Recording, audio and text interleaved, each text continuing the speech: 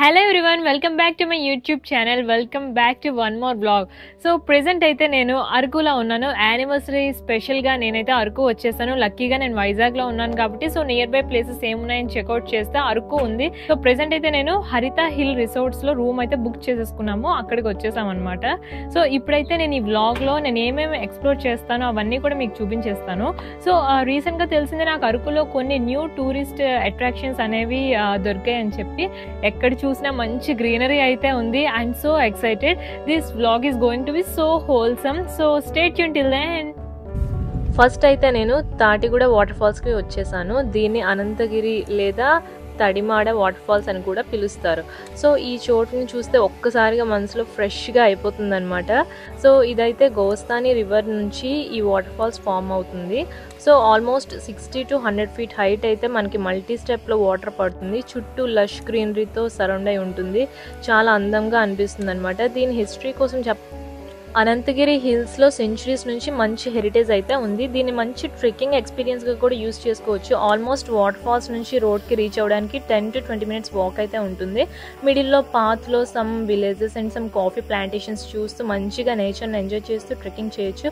కానీ జాగ్రత్తగా ఉండాలి, బికాస్ రైనీ సీజన్లో అయితే రాక్స్ చాలా స్లిప్పరీగా ఉంటాయి కాబట్టి మంచి గ్రిప్ ఉన్న షూస్ అయితే వేసుకొని ట్రెక్కింగ్ ఎక్స్పీరియన్స్ చేయండి.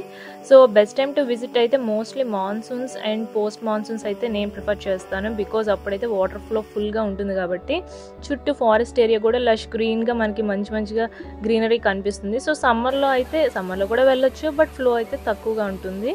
సో ఎప్పుడైనా మీరు ఇక్కడికి వస్తే ఈ ప్లేస్ మాత్రం అస్సలు మిస్ అవ్వకండి, because nature, culture and adventure అన్నీ మిక్స్ అయి ఉంటుంది. నెక్స్ట్ టైం మీరు అరకు ప్లాన్ చేసినప్పుడు అయితే ఈ స్పాట్ని మాత్రం అస్సలు మిస్ అవ్వకండి. ఇంతకీ నా స్టే మీకు చూపించలేదు కదా, ఇదే హరిత హిల్ రిసార్ట్. నేచర్ మధ్యలో రిలాక్స్ అవ్వడానికి పర్ఫెక్ట్ ప్లేస్ అయితే ఇది.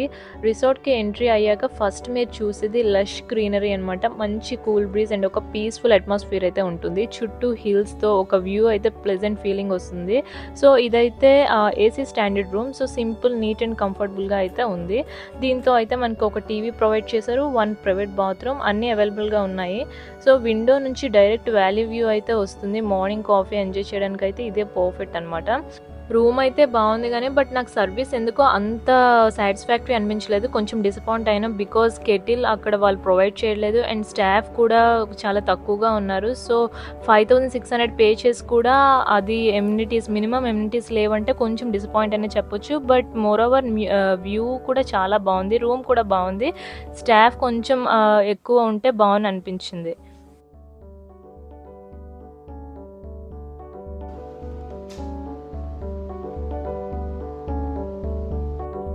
రిసార్ట్లో ఆల్మోస్ట్ అన్ని రూమ్స్కి అయితే బాల్కనీ ఉంది. సో చుట్టూ hills, valleys and green forest view అయితే చాలా బాగుంటుంది. మార్నింగ్ సన్ రైజ్ లేదా ఈవినింగ్ సన్సెట్ టైంలో వ్యూ సూపర్ ఉంటుంది.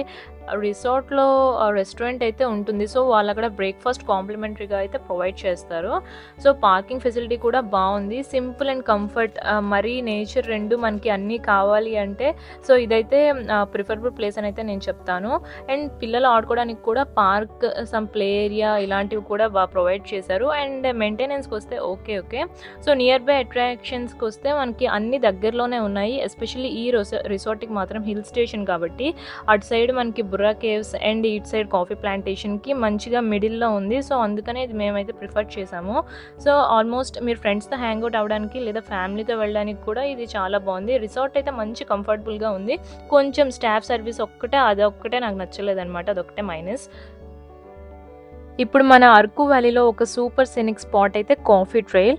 సో కాఫీ ట్రైల్ అంటే సింపుల్గా కాఫీ ఫీల్డ్స్ అయితే మాత్రం కాదు. దీనిలో tree decks, wooden canopy walk and bird nesting viewing points ఇవన్నీ కూడా ఉంటాయి.